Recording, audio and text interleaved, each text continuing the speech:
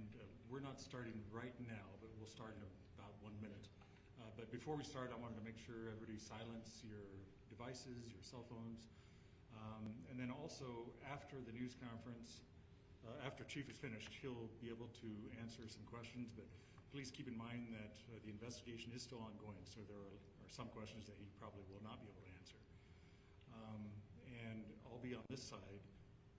If it's possible, I'll ask reporters questions on this side. Sure, if you have some questions, I'll get to you, but I'm trying to limit the times I walk in front of the cameras. So we'll start here in just a few moments. 1 minute, Dan. Stand by 1 minute.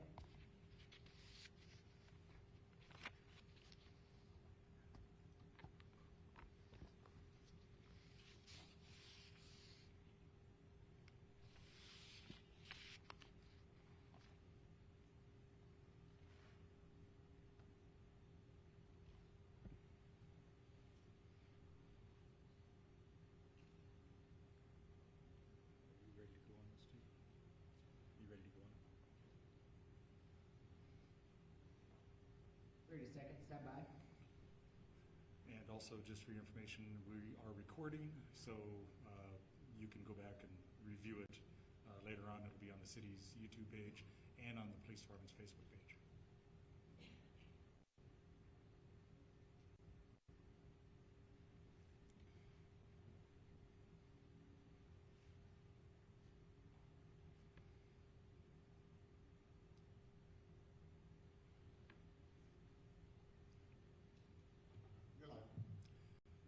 Good morning, and thank you for joining us. My name is Dan Trujillo. I'm the Public Information Officer. We're here to hold this news conference for the incident that happened 1 week ago on March 13th, 2025 on South Main Street.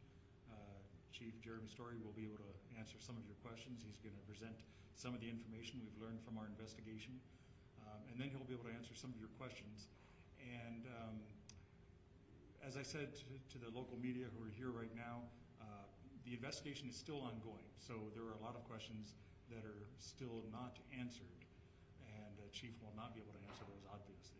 But he'll answer as many as possible, and if you have any further questions after this news conference, you can always get a hold of us through the communications office at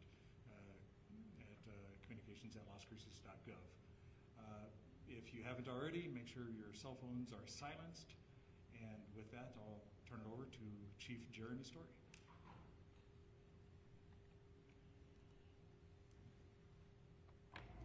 Thank you, Dan. Good morning. This news conference is to go over the details of an officer-involved shooting that occurred on March 13, 2025. I'm going to start with this disclaimer. Some of the information, the images, the audio, or the videos that are included in this presentation may be disturbing to some people, but your discretion is advised. Jump right into the call details of what we had. This call came in as a subject with a gun call that was placed at approximately 6:53 p.m. on March 13, 2025 by a security guard who was working at 507 South Main. And that's the parking lot where the Peter Piper is on South Main. The caller advised that the subject had a gun and was running towards Main Street with the gun in his hand. He described the suspect as wearing blue pants and a gray shirt. He also said that the subject was pointing the gun. He wasn't sure exactly who he was pointing it at, and that he believed he fired it twice. When the officers arrived at the scene, and this is going to be over the 800 block of South Main, he saw a subject matching that suspect's description in the parking lot of 805 South Main Street. The officer exits his vehicle. He identifies himself as the police. The suspect is walking away, ignoring the officer's commands. The officer continues approaching the suspect and giving additional commands. The suspect then starts fleeing. He starts running southwest through the parking lot before heading south on Main Street, running along the sidewalk. The officer can be heard yelling at the suspect to stop reaching as he's chasing after him through the parking lot. The suspect turns south onto Main Street, running along the parking lot. He stumbles, and the officer begins to fire a short time after. During the officer-involved shooting, you can see a handgun in the suspect's right hand. I'll show those, both the video and some stills. The suspect falls to the ground, and a firearm is also seen in his hand right when he falls to the ground. The firearm is kicked away by the officers, while the suspect is then taken into custody, and of course medical aid is rendered, and then he's transferred to the hospital for additional care. This is going to be the 911 call. This is kind of the area where it came from. You're also going to see some surveillance footage from different places with the suspect. The surveillance footage is a combination of where that Eichert's furniture is, as well as the parking lot of Peter Piper. This is the 911 call.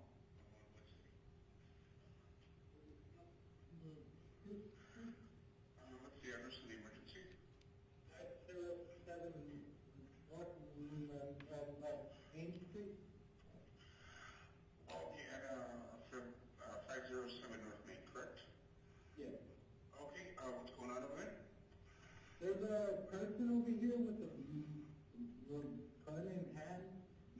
He was taken off like somebody was shooting him, but he just let off 2 of them earlier.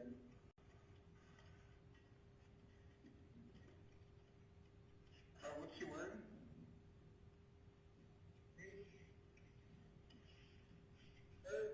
With blue hands. Right now he's on the south end of the perimeter. And he just has it in hand. He's carrying it out in his hand. What's in his hand? Pistol?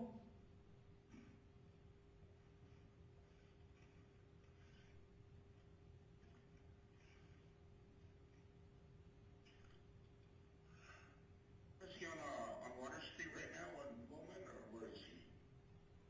He's on Main Street going to El Paseo, El Paseo Street. He's on the corner of the plaza right at Main Street.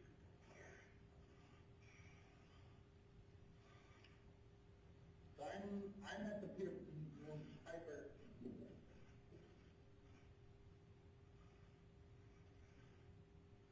Have you pointed the gun at anybody? I did that earlier, but I'm not too sure who he pointed it at. That's when I heard it go off two times.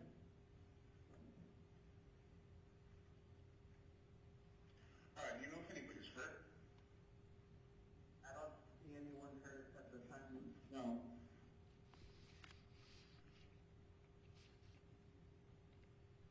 This is some surveillance video from some of the nearby businesses. This is the Eichert's furniture area. You'll see the gun in his hand right there, and he kind of keeps it in his hand throughout the first part of this.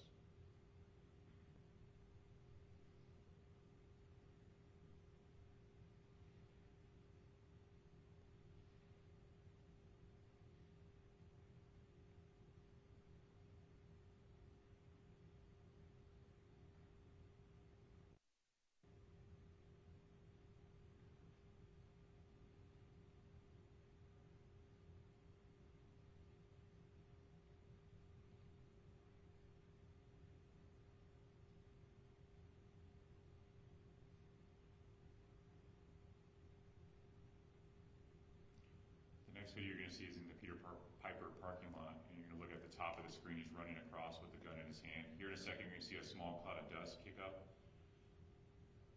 right there, and that is in the location where we found a .45 caliber shell casing that's consistent with what we found in the magazine that was on his person.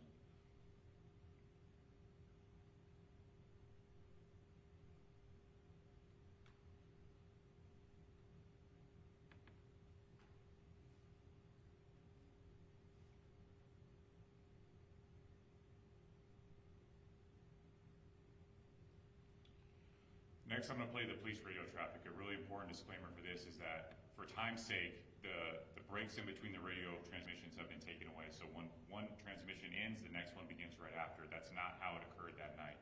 And so there could have been minutes or seconds in between the transmissions, but you're not going to hear that here, just again for time's sake.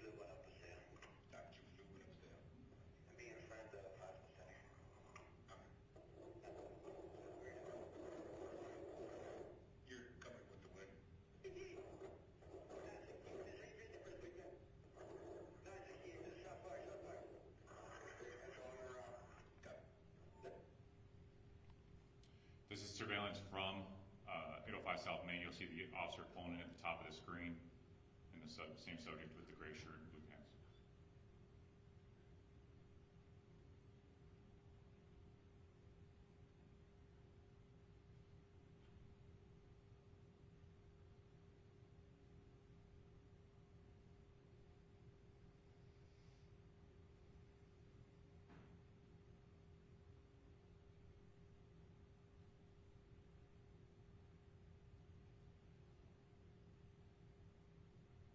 Right at the end, you'll see the officer start to run out of the frame.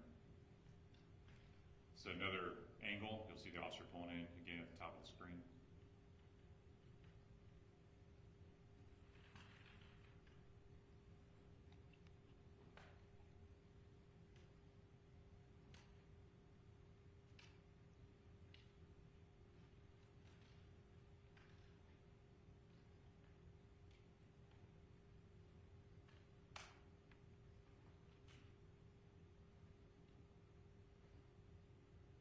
At this point, he's already identified himself and given commands.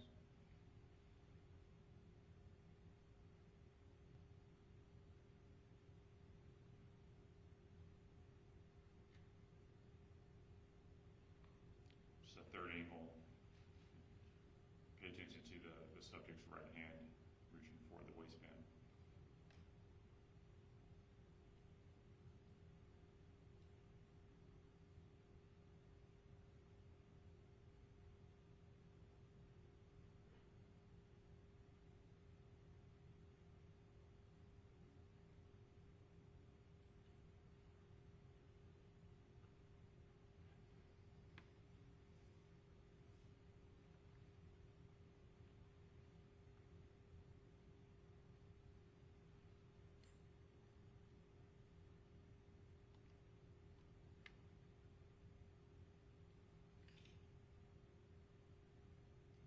Now I'm going to show you the officer's body-worn camera footage from the incident. Hey, police, come on in. Come on here. Hey, police, come here. Police, come over here. Hey.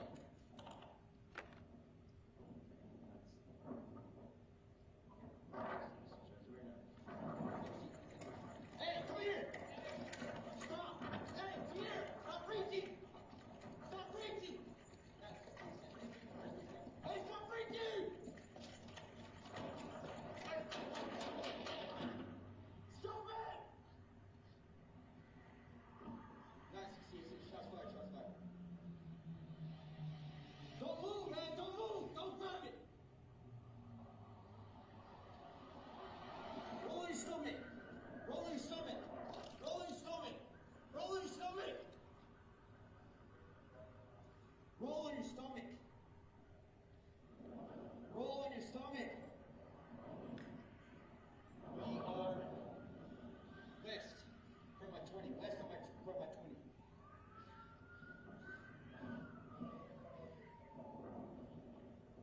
Don't move, man.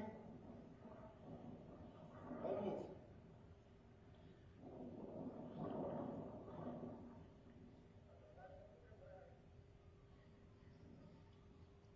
West.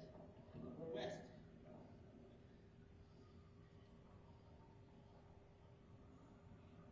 In your stomach, man. In your stomach. Go, go, go.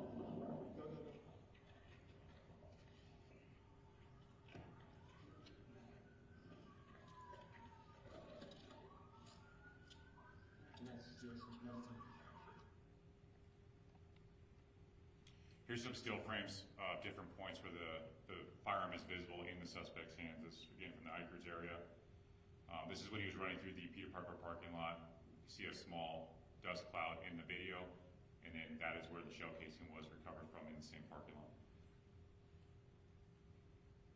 This is from the officer's body-worn camera, keeping in mind that as good of a tool as that is, it's very difficult, especially when the officer's running because of the instability of the camera, to see exactly what the officer was seeing.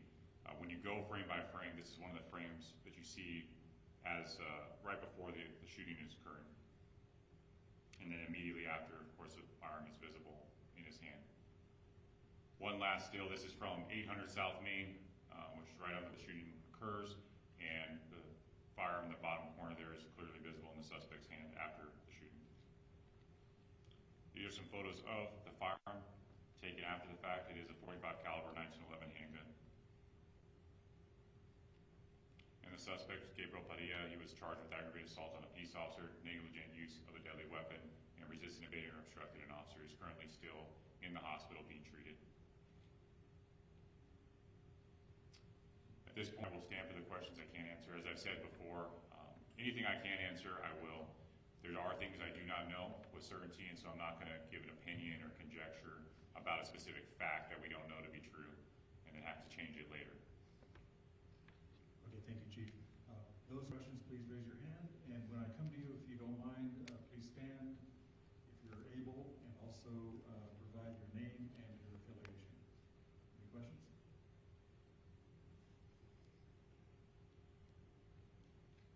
Any questions? Okay, the one on the other side. Yes, Stephanie Cordova, news reporter with the Vinicio. Where was the suspect shot? The exact location I do not know. I believe it was in lower, I'll have Lieutenant Bradley come up. That way I don't give you the wrong answer. He'll be able to give you a more accurate answer. Yes, ma'am.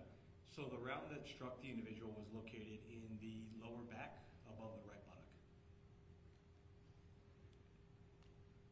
Any other questions? This side? Reporters, anything? Chief, Algernon Damaso with the Albuquerque Journal. Was the suspect someone that officers were familiar with from previous encounters? Was there any previous relationship with this person? That's a good question, sir. And so, as far as we know right now, we don't know if the officer knew him or knew of any history. We obviously, after the fact, know his history. He had some interactions with law enforcement, especially with the Sheriff's Department. There's kind of an escalation. He's a young man. He's 19 years old. But yeah, the escalation, especially recently with, potentially firearms use, saying he wanted to have gang affiliation, things like that are in reports with the Sheriff's Department. Additional questions? Yes. K-Box, can you talk about, the 911 call and how crucial, information coming in prior to, making contact? Yeah, so just in general, 911 calls obviously are how we get most of our information, respond to calls. They're critical because the more information an officer has about any incident, the safer it is for them and for everyone else, right? Ambiguity is not good for us. So the call taker's job is to get as much information and make sure that information is as accurate as possible, and then they relay it to a different dispatcher who then relays it to us through the radio. And part of it can be like a game of telephone, if you've ever done that. And so there can be inaccuracies that happen that way. But that is a critical process because the officer needs as much information and it needs to be correct as well. Question? Thank you. Algernon again. Can you talk a little bit about the process for an officer-involved shooting and in particular this officer's status at the moment? So the officer is placed on paid administrative leave, which is standard by policy. He's still on paid administrative leave. The process is the officer involved in incident task force is called out. Lieutenant Bradley, who's here from investigations, is a member of that task force. That task force consists of us, the Las Cruces Police Department, New Mexico State Police, New Mexico State University Police Department, and the Doña Ana County Sheriff's Office. And so investigators from each of those departments conduct this investigation. Once they gather all the information, they act as fact finders. So they don't draw conclusions, they don't present an opinion. They gather all the information and then they present it to the district attorney's office for them to render an opinion.